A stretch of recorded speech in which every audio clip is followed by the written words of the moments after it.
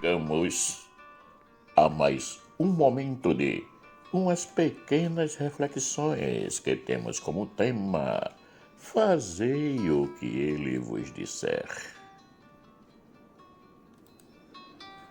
Sempre que falo da minha infância aos meus alunos das aulas de reforço, conto-lhes como eram as nossas brincadeiras, como nos relacionávamos. Digo a eles que os momentos eram maravilhosos, brincávamos de tudo. Dificilmente se tinha uma briga séria, havia muita discussão. Os momentos em que nós partíamos para a briga séria, com murros e tapas, era quando se falava mal das nossas mães. Podíamos xingar quem quiséssemos, que no máximo receberíamos um xingamento de volta. Mas quando mexíamos com as mães, as coisas pegavam fogo. A mãe sempre foi, é e será uma pérola preciosa para todos nós. A defendemos com todo o nosso ardor e amor. Dificilmente alguém ignora a sua mãe. Só quando é um filho, como dizem sempre, desnaturado, que perdeu a sua natureza, a sua humanidade. Como se diz no dito popular, pai, você pode ter vários, mas mãe só tem uma. A pergunta que se faz sempre é: quem é o pai? Pois a mãe é aquela que gera durante 9 meses e fica difícil de se ter dúvida da maternidade. Portanto, o reconhecimento da mãe é muito mais fácil. Partindo desse comportamento de infância, no qual a mãe representava tudo de mais precioso que tínhamos, ficamos imaginando, hoje, o tratamento que algumas pessoas dão a Maria, a mãe de Jesus. Ela que é a cheia de graça, a escolhida de Deus. Ave cheia de graça, o Senhor é contigo. Lucas capítulo 1, versículo 28. Essas não são palavras humanas, mas de um enviado de Deus, o anjo Gabriel. Querer não levar a sério essas palavras nos dias de hoje é querer desconsiderar e ignorar todo o plano da salvação. Pode-se dizer que aquilo que se reprova e se ataca são as imagens de Maria. Também naquela época da minha infância, o que se diziam eram palavras e gestos de mau gosto dirigida às nossas mães. Elas não estavam presentes ali, mas considerávamos os ataques feitos a elas como se fossem dirigidos diretamente à sua pessoa. Portanto, as defendíamos. E hoje não pode ser diferente, porque os ataques feitos às imagens de Maria ou a qualquer devoção mariana são feitos não apenas a ela, mas a todos aqueles que a amam e a têm como mãe. Muitos desses agressores dizem que não estão fazendo tais ações contra Maria, mas são feitas a uma simples estátua de gesso. Só que, normalmente, as palavras são tão grosseiras e tão bem direcionadas que não há como negar que elas são dirigidas a Maria e não à estátua. E com isso, negam a sua capacidade de interceder junto ao seu filho por nós, como ela fez nas bodas de Caná. Só porque Jesus disse que ninguém vem ao Pai senão por mim. João capítulo 14, versículo 16. É verdade que Jesus é o único mediador entre nós e o Pai. Porém, ele não nos disse que não existiria um mediador entre nós e a sua pessoa. E a prova que existe esse mediador é que ele instruiu os apóstolos para cumprirem essa tarefa. E não podemos negar que todos nós, independente de qual igreja venhamos a congregar, continuamos com essa missão, porque somos nós que levamos a sua palavra e os seus ensinamentos às pessoas, com o nosso testemunho. Portanto, é verdade que entre nós e o Pai não existe um outro mediador que não seja Cristo. Ninguém vai ao Pai senão por mim. Mas entre nós e Cristo, todos nós podemos ser esse mediador. E agora nos vem uma pergunta. Já que todos nós podemos ser esse mediador entre as pessoas e Cristo, por que Maria não pode ser também? Ela que disse quando recitou o Magnificat, porque olhou para a sua pobre serva. Por isso, desde agora, me proclamarão bem-aventurada todas as gerações. Porque realizou em mim maravilhas aquele que é poderoso e cujo nome é santo. Lucas capítulo 1, versículos 48, 49. Essas também são palavras do Evangelho, e ela diz: todas as gerações me proclamarão bem-aventurada.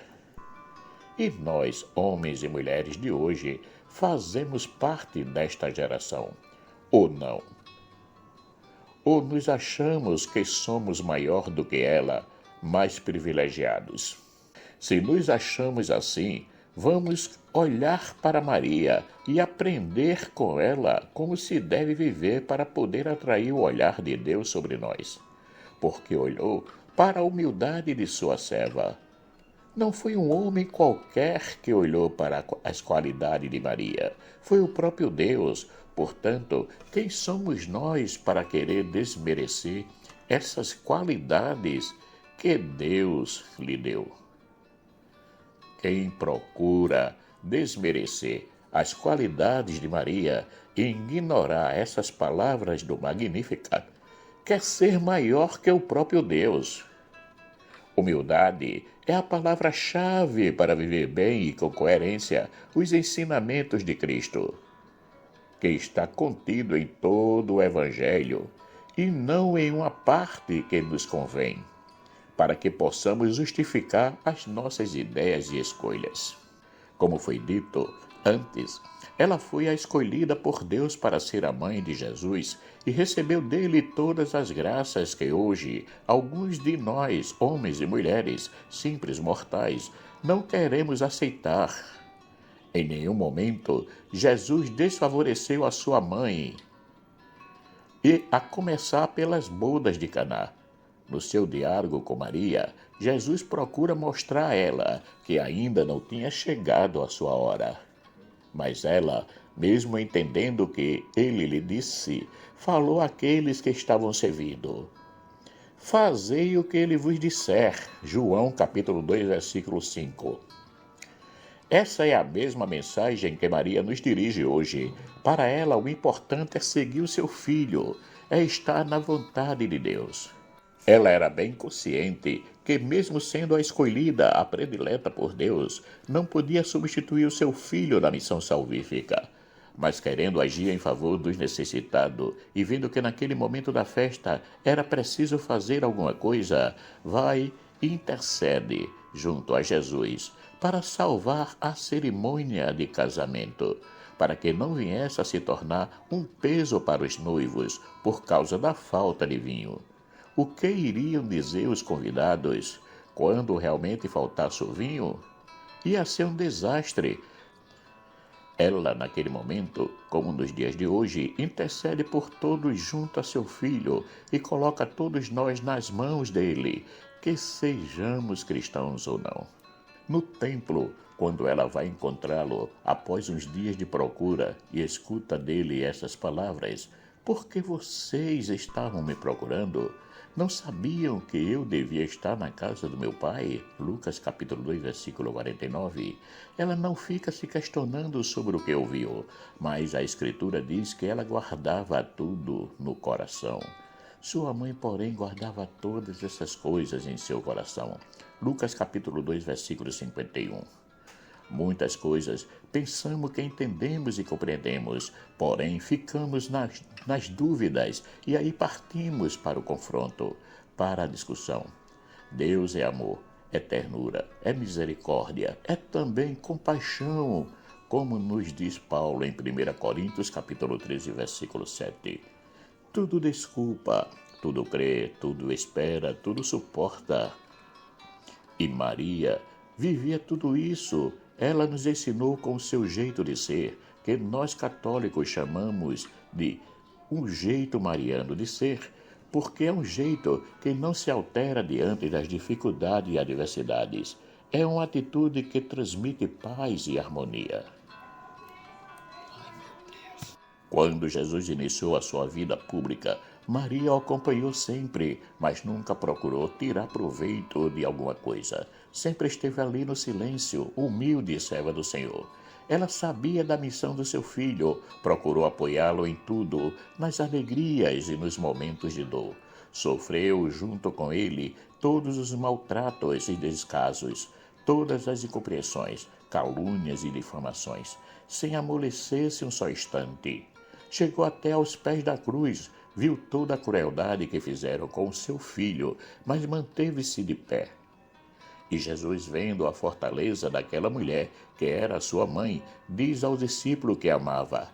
Ora, Jesus, vendo ali a sua mãe, e que o discípulo a quem ele amava estava presente, disse à sua mãe: Mulher, eis aí o teu filho. Depois disse ao discípulo: Eis aí a tua mãe. E desde aquela hora o discípulo a recebeu em sua casa. João capítulo 19, versículos de 26 e 27. João diz no seu evangelho que o discípulo a levou para casa. Jesus deixou um convite para nós: cuidar dessa figura maravilhosa que é Maria, sua mãe, respeitá-la e reconhecer a sua grande importância na história da salvação. Ela em nenhum momento procurou trazer para si os benefícios de ser a mãe do Salvador. Conviveu com os apóstolos sempre na humildade e na simplicidade.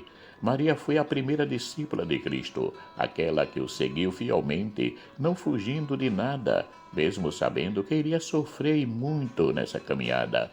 Mas não se deixou abater-se, nem pelo medo, nem pela soberba, por ser a mãe do Salvador, nem pelas circunstâncias difíceis que iriam lhe aparecer.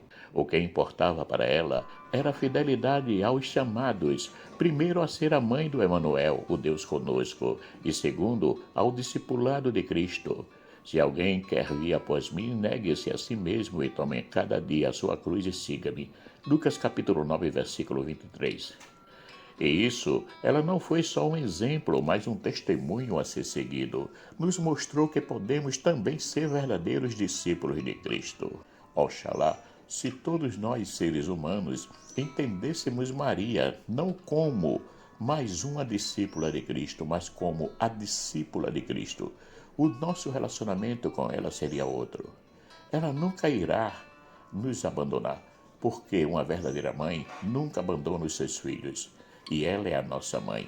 Eis aí a tua mãe. João capítulo 19, versículo 27. Disso não tenho dúvida. Por isso, estejamos atentos a tudo aquilo que ele nos disser. Isso foi o que nos aconselhou Maria.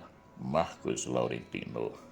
Caríssimos, chegamos ao final de mais umas pequenas reflexões que teve como tema: fazei o que ele vos disser.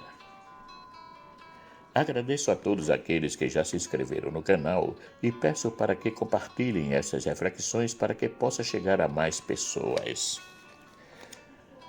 Peço também àqueles que ainda não se inscreveram que se inscrevam para que possa nos ajudar a manter o canal ativo, pronto para receber mais e mais reflexões. Que o nosso Pai Eterno, rico em misericórdia, bondade e amor, nos dê um excelente dia. Amém.